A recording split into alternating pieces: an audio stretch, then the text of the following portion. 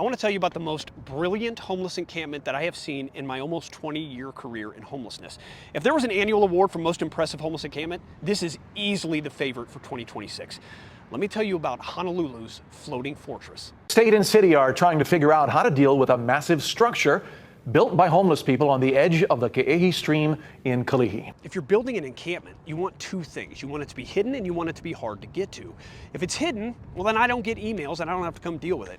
If it's hard to get to, even if I get emails, who's going to walk through a quarter-mile of mangrove swamp to get to it? And this is why the location of this encampment is the most brilliant part. Massive, but it's so hidden behind the kiawe and the mangroves. The only way to get there is to walk up this utility bridge and then look right down the stream.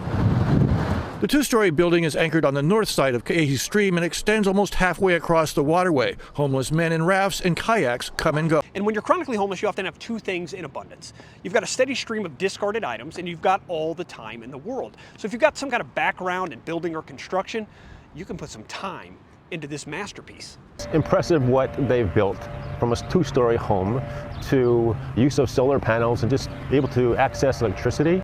There's one more layer to this location that makes this thing a masterpiece. So let's say the city gets all of its ducks in a row.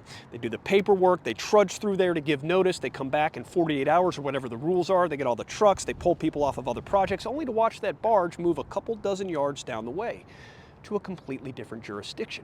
So they go from city property to state property. Well, the state has completely different policies and procedures and rules and laws, so everything just resets.